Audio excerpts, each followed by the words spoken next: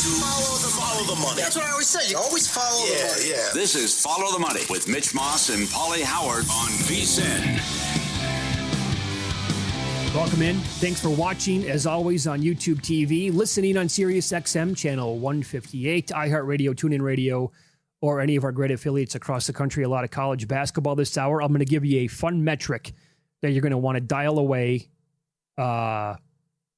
file away for the tournament once it gets here in a couple of weeks. Selection Sunday, now 2 weeks from yesterday. And we'll go a half an hour with Max Hoffmeyer. He has a great angle himself with, some long shots with these conference tournaments that we're going to get into. And I'll tell you the team that somebody reached out to me and said, that's a gift at that number coming up in a few minutes. You have a list of teams that you want to bet on or against come conference tournament time. Yes, it's for conference tournaments and the actual March Madness tournament. And I would say it qualifies with this team with both. And that's a team that's considered a lock and currently a 7-seed Utah State. I don't think they're that good, and they're not playing good basketball after they had a great non-conference. They lost at home to UNLV. They're out here tomorrow against UNLV. They were blown out at San Diego State. They lost at Nevada. They've had a ton of issues. Good, great program. Respect the program. But they always struggle in March Madness. They only have one win going back, I think, the last 20 years in the tournament. And it's a down year for the Mountain West. Again, they might only get one team in, as Lenardi has upgraded New Mexico to the last 4 in. So that's only 2 spots for this league. But based on how the bracket comes out for the Mountain West, I would bet against Utah State in the Mountain West Conference tournament and the actual Madness, because they're probably going to be a 7-10 or an 8-9 game. Also, Purdue, what's to like right now? Humans was all over that. Right. Fading them against Ohio State and how bad they've been in their big games at home as well. BYU continues to lose games. Yeah. They had the nice win at home against Iowa State and then have all their issues away from home, not to mention the slow starts, it seems. Well, they're always, every game. Yep. It's too bad. And the Saunders injury, too, which is unfortunate. Yeah, it's too bad. So those are teams about on. Well, by the way, one thing on Utah State. Remember that every single year, other than San Diego State's run, their unlikely run to the national title game a handful of years ago, that's one of our favorite props to make as soon as they come out on Selection Sunday, and that is Mountain West Conference total wins under. They got a couple of wins last year, but that's also been an ATM. As I mentioned earlier, the perfect storm and a great opportunity would be undefeated Miami, Ohio against Akron in the MAC conference title game, knowing Akron needs it to get in and with the pressure of trying to go undefeated. And I disagree with these people. I think if they're, what would they be, 33, 34-0 at that point? They'd be 33-0 at that point. Yeah, they come on. What are we doing here? They have to be in. I think Jerry Palm's wrong about that. I don't think that number is going to be. But they might. That's a short number. Oh my! I don't even. That might. It was a bad luck the first time, and Akron should have beat them on the road in the first meeting. And Akron is blitzing people. Well, could that actually be like a pick'em? I think there's going to be sharp money on Akron in that game. Yeah. I could see that happening. Yep. Oh, by the way, so this is, I missed this part with JVT and Stormy earlier today. They had Jerry Palm on. And this is a message from Andrew listening to the show, listening to all of it today. He came on and said that Miami of Ohio will not be in unless they win their tournament also. He said the lowest SOS team to ever make the tournament was in the 200, and Miami is currently 346 with the SOS. Well, they've never not selected a team with fewer than 3 losses, though, either. That's the other thing. It'd just be terrible for the sport and an all-time black eye, I think, if they do that. The committee also, they can't do that. Give me this. You can't be 33-1 and not get an at-large, considering the garbage that's on the bubble. What's the loss against Akron like in the MAC title game? Is it like, do they get beat at the horn? Is it a tight game all the way through? Does Akron beat them by a dozen? Well, that's the other thing, though, too, about who these guys are stealing all the bids anyways. You didn't let not St. Louis. You didn't let, what was the MAC team? The Missouri Valley team we talked about that got jobbed. Was it Indiana State? Yeah, the Sycamores, yeah. So they're not even getting the benefit of the doubt anymore. I mean, it's only a couple, because I don't consider the West Coast if you want to say it's a mid-major league, but I can't call St. Mary's, quote, a mid-major. No, you can't. They're in it in the mix every year and usually ranked. But it's who are we? The Atlantic 10 is likely to be a one-bid league. If St. Louis wins it, I think VCU's a bet on moving forward. They're on the bubble, and they could get hot. but unlikely to get in at 13-3 and 22-7. Where are the bids coming from? No one wants to see just all power teams in this thing, especially from an at-large standpoint. Right. So that's another reason why I think they're going to get the benefit of the doubt if that happens too. And so are we also going to have coaches sit there and tell us that the tournament needs to get expanded to 72 or more teams than that? And then so if that's the scenario that's going to take place with the sport, do those bids also go to Power 5 teams, or are they going to open it up to give them to like mid-majors? That's not going to happen. They're not going to make the tournament bigger to keep the mid-majors in it. They're going to give them to the Auburns of the world, who right now absolutely unequivocally should not be in. But you have their former coach on national TV, screw Miami, basically saying that. And my team should get in the tournament. And so, that just, but do you think sleazy, man? Yeah, I agree with the AD. He shouldn't be allowed on television because he's not objective. He's saying we, and his son coaches Auburn. That's right. I mean, he's a pitch man for the school and for the league. Yeah. So do you think the Mountain West is a mid-major league? I do. You do? Oh, yes, I do. Okay. So it's all it is Utah State's the only lock, and then St. Louis, I think, is a lock too, if you want to count the A-10 as a mid-major.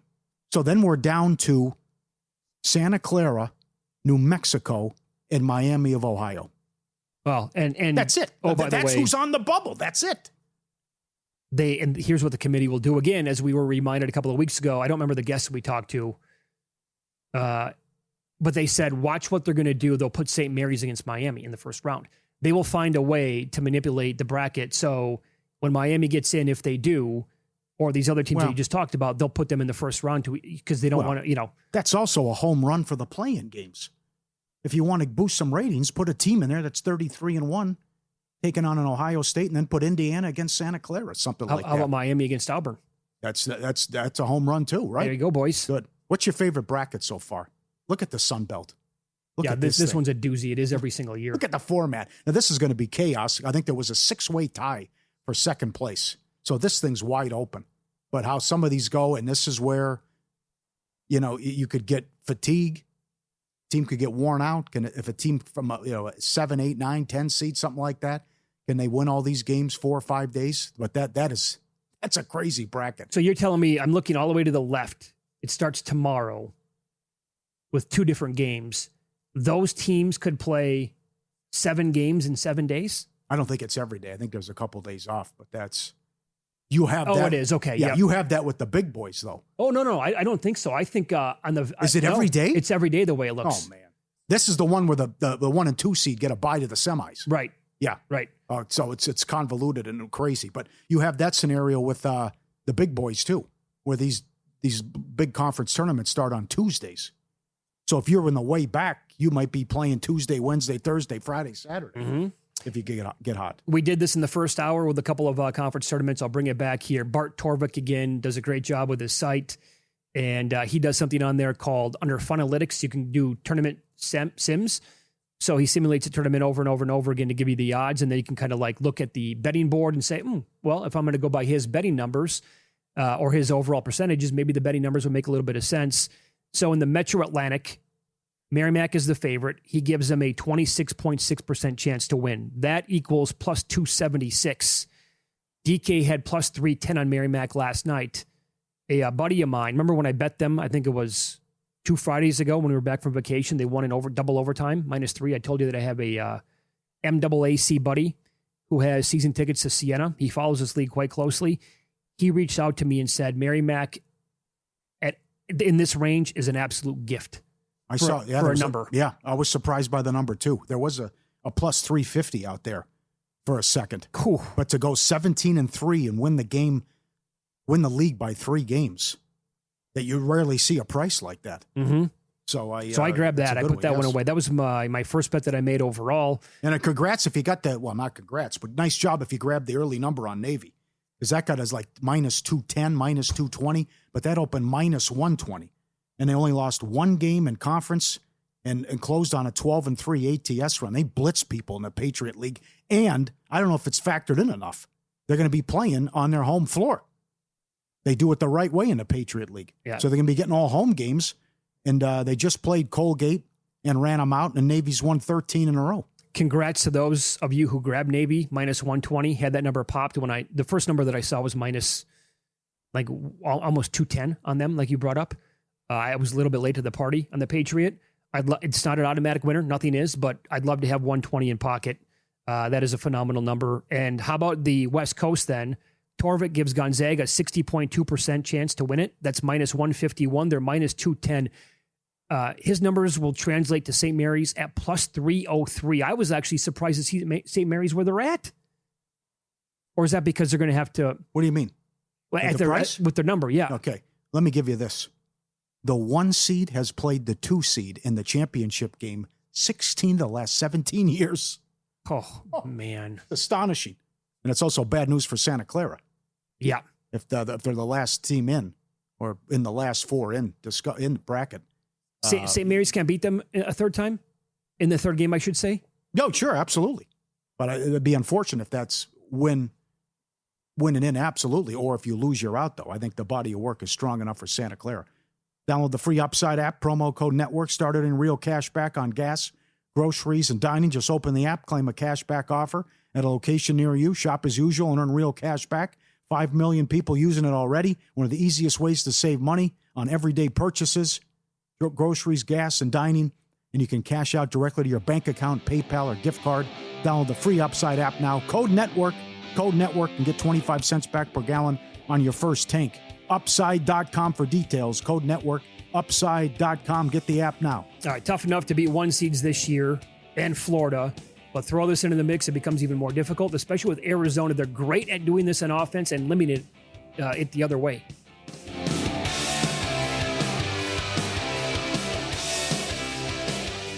You're here because you want an edge. That's what separates listeners from winners. But let's be real, mindset alone doesn't get bets home. Pros win because they've got the tools, the data, and the discipline. And now so can you. VSiN Pro gives you access to the same real-time insights the sharps use. No secrets, no fluff, just actionable info that moves markets. Tap the link and see why serious bettors are turning knowledge into profit with VSiN Pro.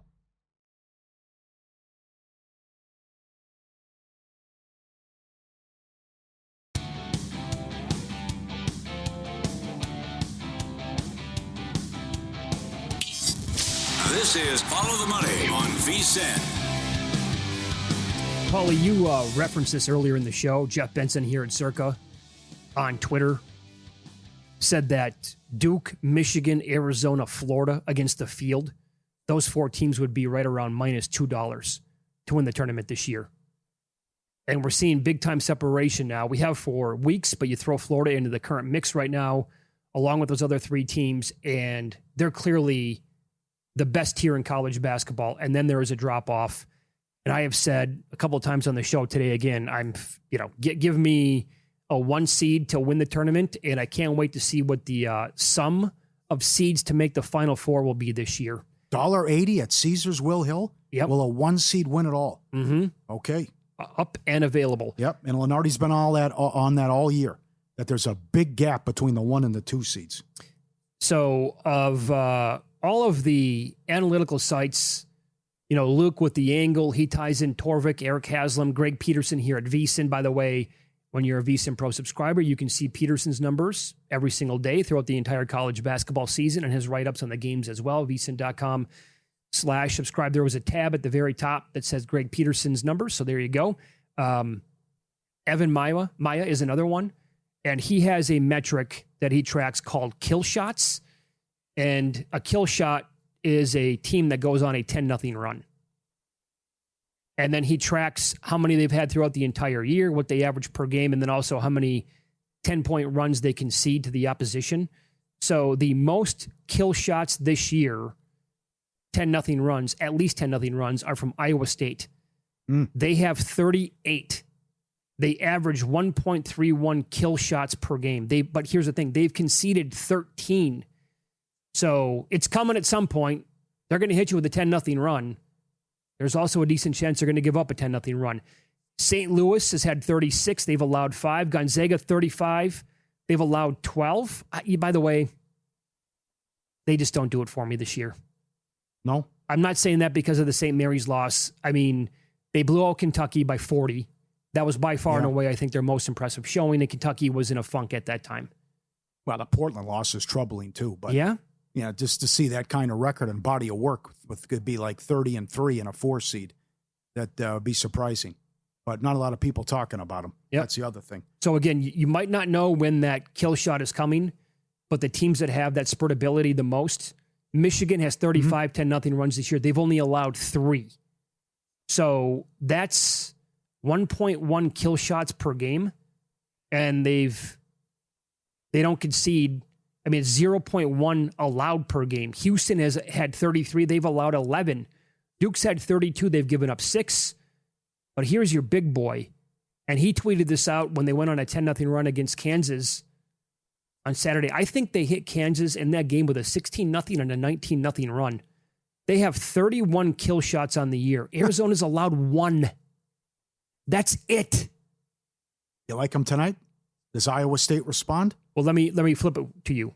Can you see yourself backing Iowa State in this game? No. I think they're fade material moving forward. That was pretty ugly what happened against Texas Tech over the weekend. The other thing you mentioned too is Duke going to continue to just blow people out every game.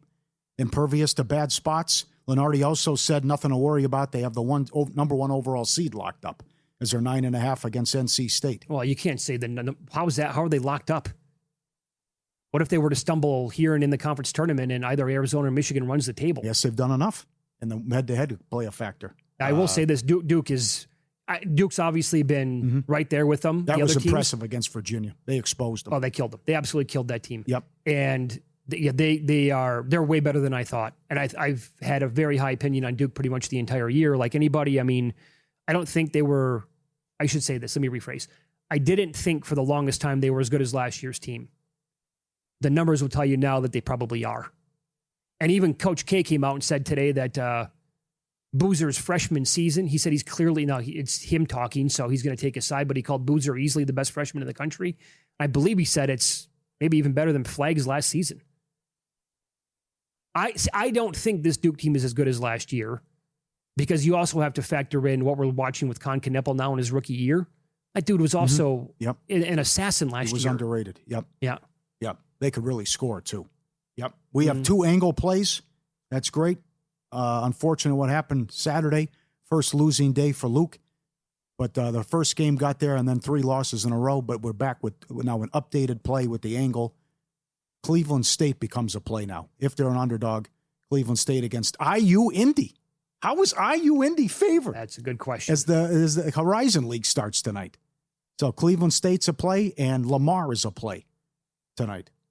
So keep it going, Luke. Well, hold on.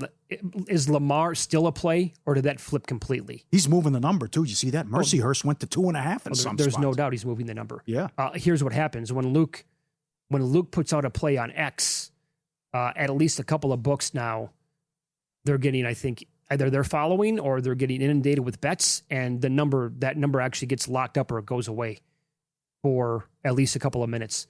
By the way, in this IU Indy game against Cleveland State, total is 168.5. The first time they played, it was 92-89. Yeah. Do we get a little bit more of a tournament feel to it tonight where they're a little bit tighter? Defense takes over a little bit and are not going to get that many points? I don't think I can go over. Well, now it's a tournament game, though, so you have the scramble points. And again, this only happens in college basketball, where if you're down 12 with a minute, and your season's over with a loss, they'll keep fouling.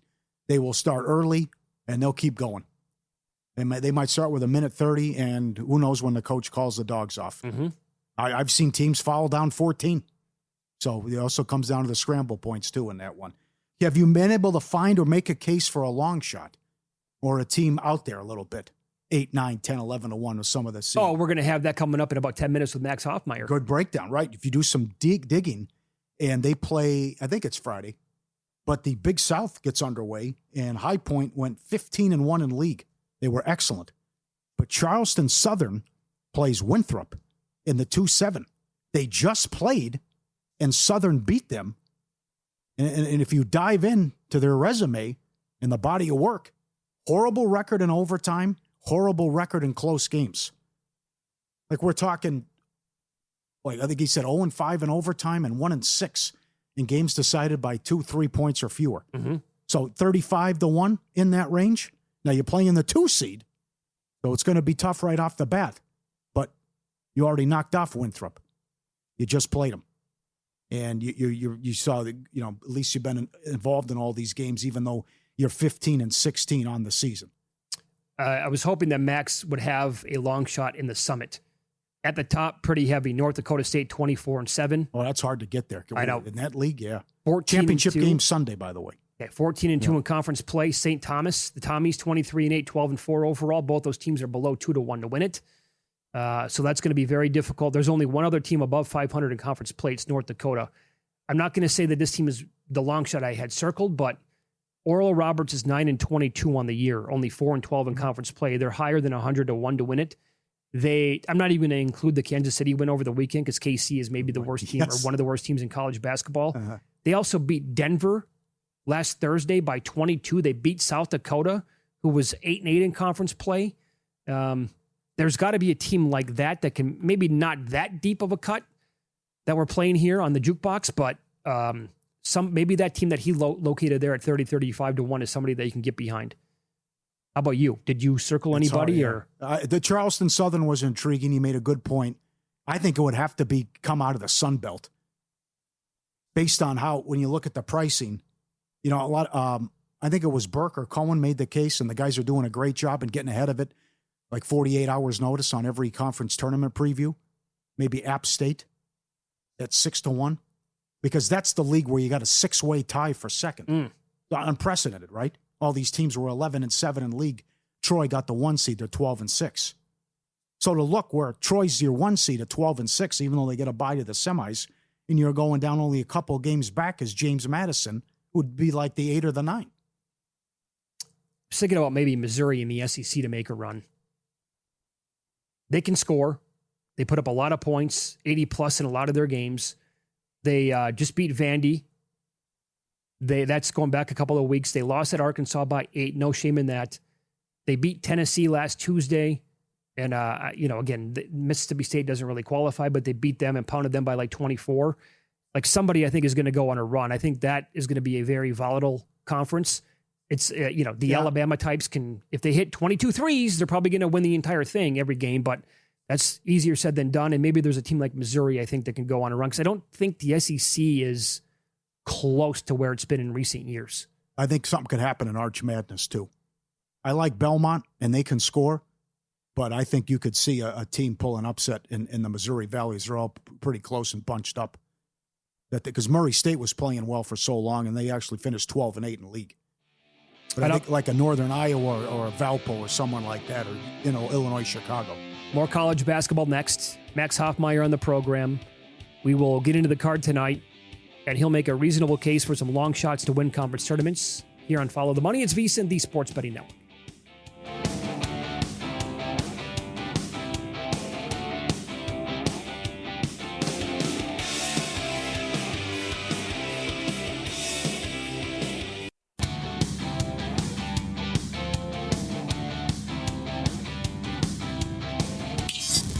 This is Follow the Money on VSiN.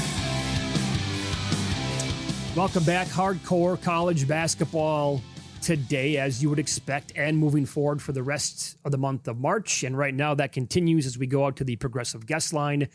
Max Hoffmeyer joins the program now. He does a great job with shot quality bets and also on X at Hoffy8121. Max, good to talk to you again, my man. How are you today?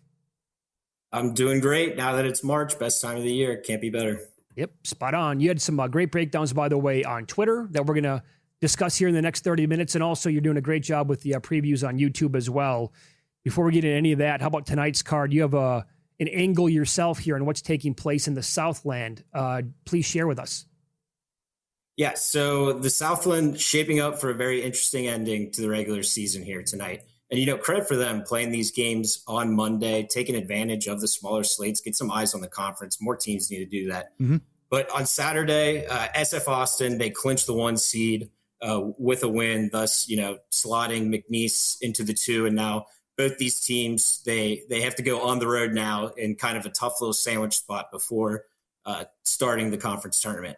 Now, I played Nicholls State plus 10.5. That one's pretty straightforward. Like I said, purely situational. They're getting McNeese, who's already slotted in. on the 2 because even if they were both the win and tie here, McNeese or SF Austin does have the tiebreaker for the 1 seed already locked up.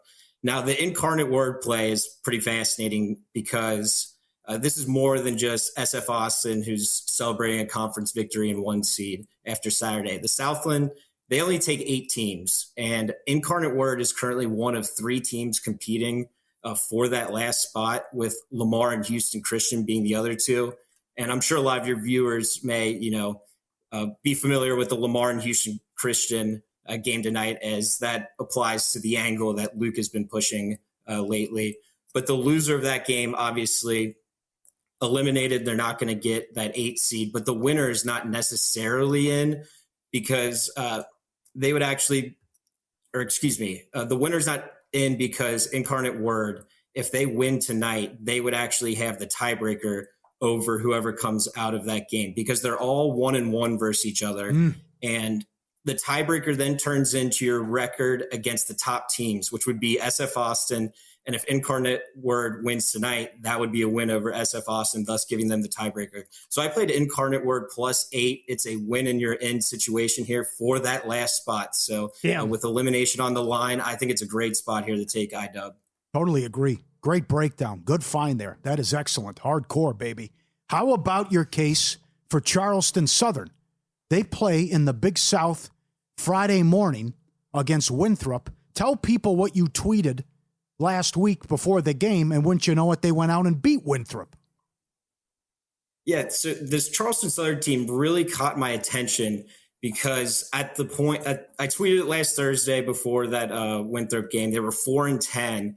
The problem was 5 of their 10 losses, half their losses have been in overtime. They've lost so many close games, and they're now 2-6 in games decided by 2 possessions or less after that Winthrop win last week. And that's who they play in this first matchup. And Winthrop actually lost in that game. Logan Duncombe, their starting center, 18 points, 9 rebounds per game. He actually went out with a foot injury, and his status is up in the air. I haven't seen anything. He didn't play in the next game, so I'm not really sure what his status is, but that also gives Charleston Southern some value here if he's not able to go or if he's not 100%. And their play style, I really like the way they play. It's a good style to knock off someone better than you. They're first in offensive 3-point frequency and first in defensive 3-point frequency. Not only are they going to take more threes than you, they are the best shooting team right now in the Big South at about 36%. And, if they're going to take away threes from the opponents, obviously you're going to give up a bunch of 2s. And they've done really well defending inside the arc. They're first in 2-point defense, only allowing 47%. And KenPom added a new stat this year, average 2-point distance, and they're actually second in the conference as well. So not only are they taking you off the 3-point line, they're forcing you in the tough long 2s, and that's why their 2-point percentage has done so well. So I think Charleston Southern, if you can find like a 30-1, is a nice little dark horse here to win the Big South. Okay, that's a great breakdown. So is that you can find that, Paulie? I think you said 35-1 as well. So when you were doing this breakdown on it last week, did you actually have that maybe number in your mind, or maybe a little bit lower than that? You think like to yourself, hey, if they're 25-1 or in that neighborhood, I got to bet them?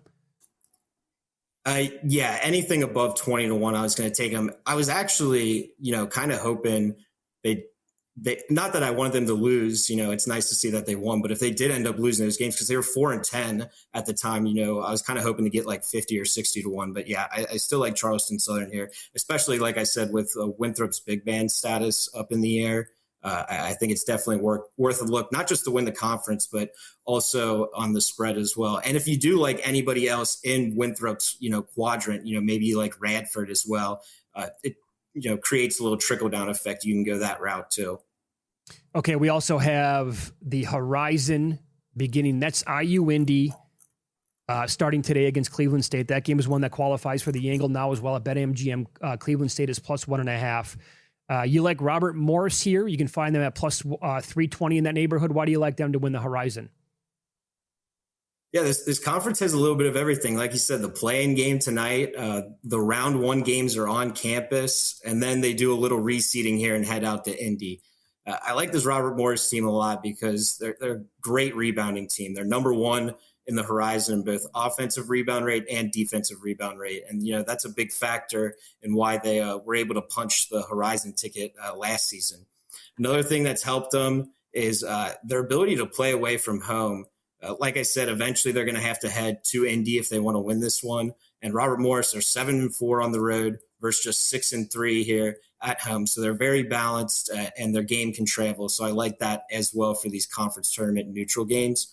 They're also playing their best ball at the right time. They come into the conference tournament here on a nice little 7-game win streak, and what better time to be finding a groove than right now. So, and if they were to meet up with 1 seed Wright State in the final, they match up pretty well with them. They're already 2-0 over Wright State on the year, and I do think they'd be a slight favorite over them. So I went ahead and took Robert Morris plus 320. I think it's come down a little. I still like plus 250 or higher. Okay, on the card tonight, one more game here. Max Hoffmeyer is our guest, Shot Quality Bets, and he is on the Progressive guest line. This number has moved up a tick, but you're involved in the Montana State game as they take on Northern Arizona. Who do you like, and what number do you think is still worth betting if it's available? I still like it at -6.5. This was, once again, at this point in the season, I'm pretty much just looking for any situational spots I can get, and Montana State does have an outside chance to get a share of the Big Sky if Portland State, who has lost back-to-back games, they've really been struggling to put this conference away. And, Northern Arizona has just been terrible of late and not in good form at all. So I did end up playing Montana State -5.5. I think you can find like -6.5 out there still as well. I think they take care of business here on the road. Is that Eastern Washington line fishy to you? They have so the thing with Eastern Washington, they have just been red hot. 8 in a row. That February was insane. The 3-point variance was crazy. I've kind of just been waiting for it to fade, but it hasn't. So I stayed on the sideline here. If they continue with the February splits, there's no reason to think they don't cover this one too, but I'm just waiting for it to eventually crash down. And, I fear that might happen in March here when the tournament starts. Max, nothing for you tonight in the Duke-NC State game or Arizona-Iowa State. Is that just because Duke and Arizona, you're maybe afraid to fade them, or why are you staying away from both those games? I didn't like that Iowa State needs the bounce back off that loss. But I will say if I had to play it, I would take Arizona. Iowa State's really struggled on the road. And if you want to bounce back, this is not the place to do it. And Arizona, after that tough February stretch, they just recently got healthy too. So you definitely don't want to be playing at Arizona when you need the bounce back after a home loss to a Texas Tech team without JT Toppin. So if I had to play it, I would take Arizona. Now, the Duke-NC State game is the biggest stay away game for me. This NC State team has just been so up and down. I don't know what to do with them. In the month of February alone, this team lost to Louisville by 41, and then they beat North Carolina by 24. They lose to Virginia by 30, and then lose at Notre Dame, who's been terrible, who Duke just beat by 50 at Notre Dame or whatever. So NC State, big stay away. I didn't want nothing to do with that game. Yeah, I'm a little afraid because how these teams at the very top of the country are trending as well. I mean, Duke pummeling everybody. Arizona now, recent games, pummeling everybody. Michigan bounce back. And Florida, they're an absolute steamroller right now. So it's like, okay, these are big numbers. And guess what? If you're betting those dogs, you're losing pretty much all those games. We're going to continue talking more college basketball with Max Hoffmeyer. Follow him on X at Hoffy8121. Shot Quality Bets. We'll dive into some of these other tournaments that are starting this weekend, or this week, I should say, in college hoops to find out who else he likes with these tourneys going on Follow the Money. It's VSiN, the Sports Betting Network.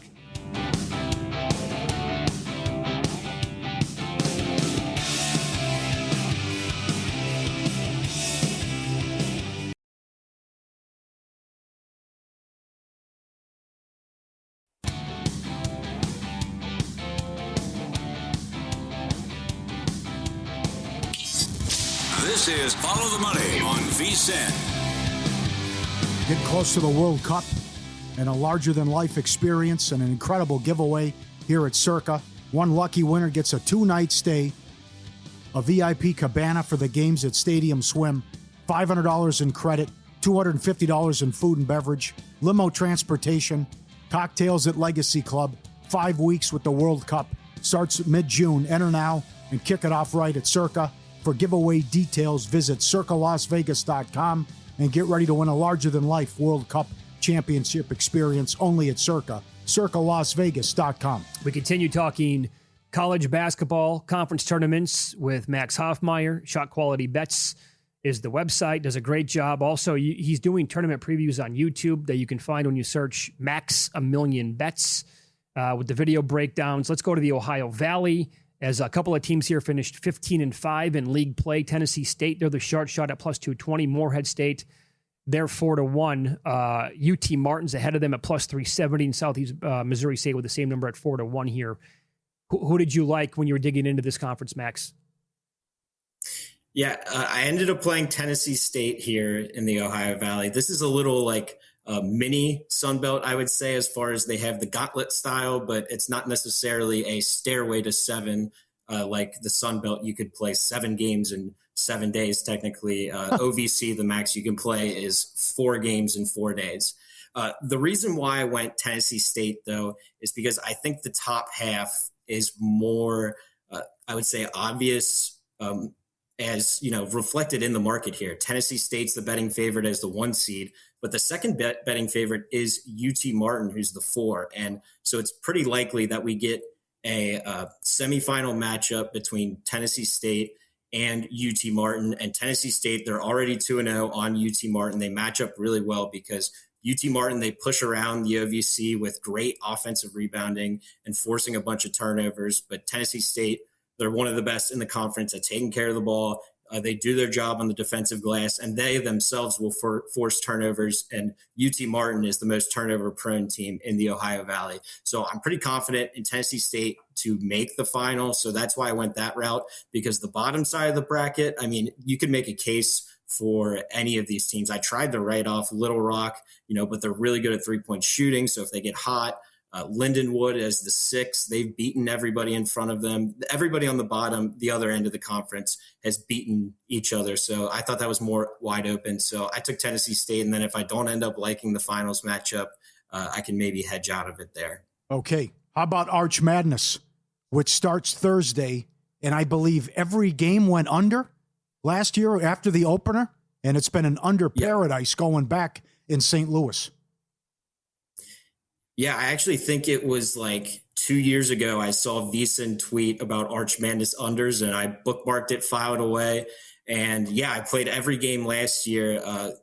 The first game, Indiana State out of the chute, went over. And then after that, it was nothing but unders, even playing beaten down total, because then they start adjusting. Those were still going under. So yeah, this is just a major whatever it is about the arena, the shooting, the background, because they play at the same place every year. So what that tells me, though, is not just are we going to bet unders, but when you're picking a winner here, and I haven't done a deep dive yet on this one, but I'm going to be looking for teams that don't rely as much on three-point shooting here. Which teams are good at taking it to the rack, maybe getting to the line. So a team that's maybe super 3-point heavy, like, a Belmont, they're a great shooting team. It might just take one off night or off day shooting for them to trip up in that one. So I would be looking at somebody who's maybe not 3-point dependent. So you just go with the full game with the unders? Do you do anything else? Do you play first halves at all, second halves, or is it just that's the game, you lock it in and that's it? Yeah, with the first half, market's typically not opening up till the day of anyways. I'm usually just, I try to get in overnight, just get in on the full game under and go from there. And I tell myself every year, even when they adjust, like I literally wrote down on a note, after they adjust, don't overreact, like still take it until, it doesn't work. That's been great going back 5-10 years. It's been that long. It's really incredible. How about the Sun Belt? Well, you were all over this too, and there was a 6-way tie for second place. Yeah, and if you're not familiar with the way this one works, it's I just call it a gauntlet style. I don't know what the actual terminology is, but yeah, this bracket format, this was meant for conferences like the WCC, where you've got a Gonzaga and St. Mary's that dominate every year. You want them to represent your conference, but you want to limit the amount of games so they don't trip up. The Sun Belt, this is the Fun Belt for a reason. And it's not just this year. Last year, there was a 4-way tie for first. So this year, we got a 6-way tie for second. And Marshall, has the same record as Arkansas State. And Arkansas State would have to play 5 games compared to Marshall's just 2. But as far as picking a winner in this one, I would look to somebody in the bottom half of the bracket. I went South Alabama and Arkansas State, even though they'd have to play each other. I just think the 3-seeded Coastal Carolina and the 2-seeded Marshall, I think those are weaker than what's on the other side with Troy and App State. All right. Very good. Max Hoffmeyer is our guest. He's on the Progressive Guest Line. Follow him on X at Hoffy8121. We've had this discussion several times on the show so far today. Talked to Seth Greenberg about it. We played the clip from Bruce Pearl. Of course, you know what he's going to say. He wants Miami out with a loss. He wants his former team in, obviously. Where do you stand with that? Yeah, I don't know how this has really taken everyone by storm this week. I don't know why can't we just enjoy the Miami, Ohio story and accept that, you know what, even though metrically they might not grade out, Travis Steele said they tried to schedule teams, whether that's true or not. But yeah, this Miami, Ohio team, let's not act like Auburn, because obviously Bruce Pearl is going to be an advocate for Auburn, not only his former team, but his son is the coach. Let's not act like Auburn didn't start the year off barely beating Bethune-Cookman in overtime. Like if we're going to nitpick, we got to nitpick both ways. It's so hard. I mean, even look at you, Cincinnati, who's close to me. They lost to Eastern Michigan, a MAC team at home. We can't. You can't have it both ways. Why can't we just accept the fact that, Miami, Ohio, their schedule's been full of landmines and, they've dodged them and we need to reward them, put them in. And it's really not a big deal because in the tournament, if they do lose in the first round, we're not going to remember that. We're going to remember, whatever else. They're going to be some different narrative in March Madness. But if Miami, Ohio does win a game or maybe even goes on a run in March Madness, that would be an absolutely awesome story. So yeah, I'm kind of fatigued with this argument. They've done enough and they deserve to be in. Yeah, I mean, Miami, Ohio is the reason why we have fallen in love with this tournament for the last 40 years. Yep. It's not a stupid team from the SEC. It's not even at 500 in their own league. Stop it with this crap already. And there's also the cherry on top. They're fun, they're exciting, and they score a ton of points. How about that?